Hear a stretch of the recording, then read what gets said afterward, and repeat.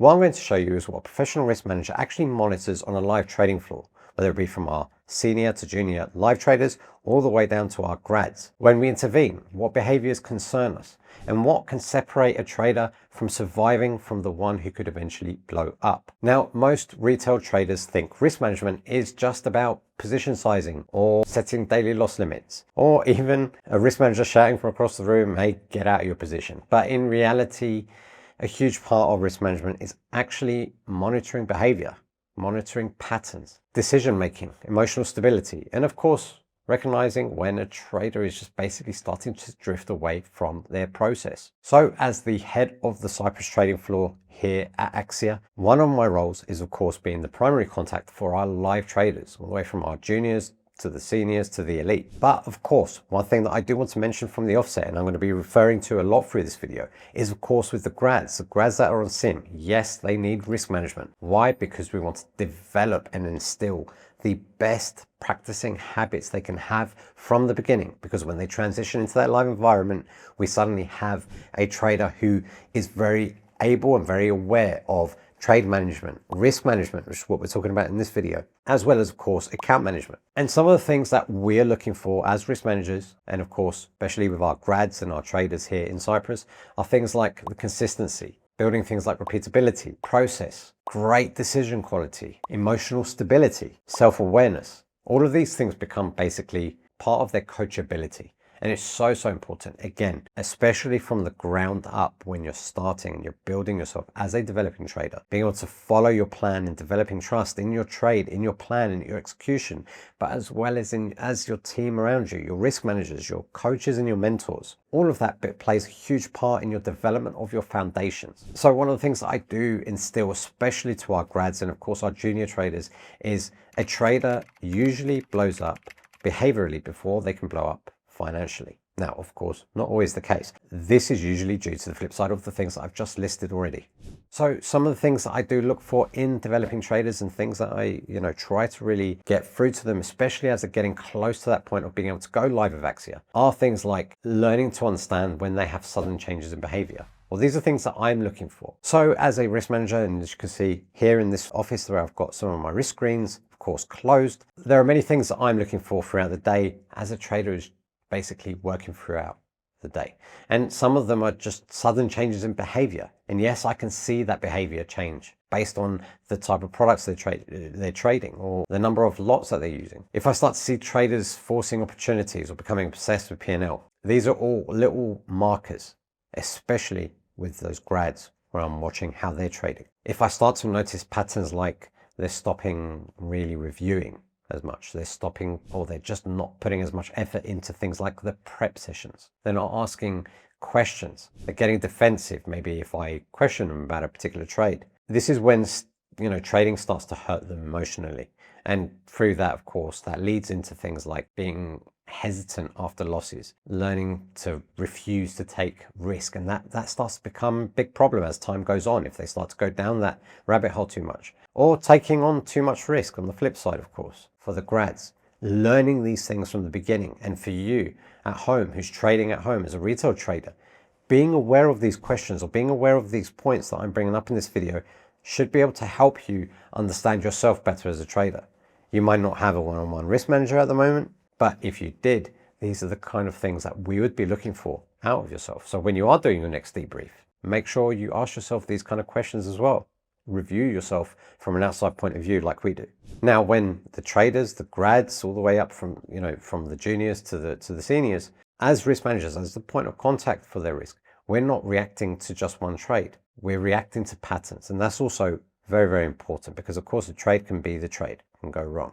It's how the trader reacts further from that. If a trader, for example, misses a trade because they were in the toilet or they were making a cup of coffee or heating up their lunch and they get back to their desk, they try buying the pullback, doesn't work out that well, we'll be aware of that. We would see that. And then we would also then be able to see how they react to that moment. And of course, every trade is very, very different. And it's our job to, of course, learn our traders as well, as much as they're learning themselves. Again, for the grads, for you guys at home, learning to understand how you react to certain situations is the key. that could help your risk management at home. Now, of course, there are times where, as the primary risk contact, we will step in. And as I've just said, it could be because we've seen a pattern develop throughout the trading day or throughout a period of time. Or it could be a really good trade. It doesn't have to be a negative trade. It could be a trade that they've made quite a bit of money on a trade. Now, all of these moments, isolated on their own, are just moments in their trading day. But as we start to see a pattern that unfolds within them, that's when we will choose to step in if we need to. And that could be just done like in my office here. As you can see, I can have a coaching conversation, bring up some of the stats, we look at their reviews of the trades, see how they approach that particular trade, and see if there's anything that we can do to ask them questions to have themselves really internally look into the particular trade or their particular reaction to the trades. It's all about challenging those assumptions, helping regain perspective or re-establishing that process. So basically, it's just not always just about protecting the account. Sometimes it's about protecting the trader from spiraling or from just that easy tap on the shoulder to say, hey, is everything okay? Sometimes it is. Sometimes it was just a bad trade. Sometimes it was, yeah, I'm good, or no, let's go for a walk. But having that risk manager there behind the scenes, and again, as a team, you have to remember, we are a team here for all of our traders because we want our traders to do phenomenally well. And by being part of that team and by having that big trust, and again, having that grown from the grassroots especially, is such a huge advantage to the traders. Now, of course, this is all well and good on the trading floor. All of our grads to our senior and junior traders here have myself as a primary point of contact. And of course, all of our Axia traders globally have their own risk management and team. But how about the retail trader? And what are they missing out on? Well, they don't have anybody watching their behavior. Nobody's challenging their assumptions. Nobody's reviewing with them. Nobody's basically asking them the difficult questions, helping them spot the right patterns, helping them basically hold themselves, be accountable. And if there's going to be anything to take away from this video, it's going to be, don't see these as a negative. Always take what you have in front of you as a positive and build on it and know, hold on a minute, that's right. Nobody is watching my behavior. Nobody is challenging my assumptions. Then if you know that, be more cognizant of it. Be more aware of the fact. Sometimes we all forget. It's human nature to be in a trade and get emotionally driven behind that trade and to keep chasing it and to keep trying until you completely do yourself in. But that's not where the damage really gets done. The damage really gets done if you don't review that properly. But when you are doing that, make sure you are asking yourself the right questions. Make sure you challenge yourself, because that is where the improvement is really going to come from. And ultimately, most traders don't need more setups, which is sometimes the default. Oh, I need a different play. I need a new technical setup. I need to read a new psychology book. No, what you do need is better behavioral guardrails. So why does all of this matter?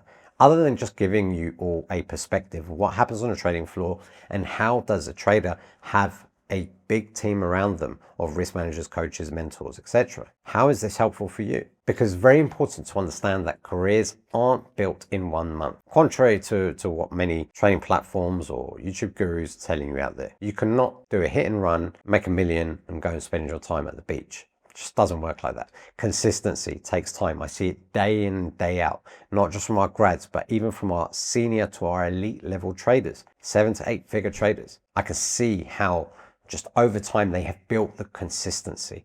They have built the right processes. And with that in mind, when I'm working with especially my grads or my junior live traders, it's all about making them aware that the habits need to be compounded. Small mistakes can become big problems. They can snowball. Confidence sometimes needs protecting. But all you need to remember is small improvements can become your key to your career.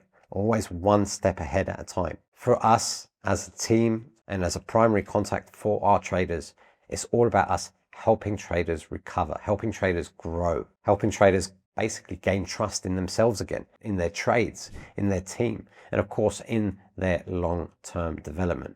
At the end of the day, professional risk management isn't just about protecting capital or setting stop losses. It's about protecting decision-making, process, and of course, ultimately, the trader themselves. Because long-term consistency in this business is usually behavioral long before it's technical.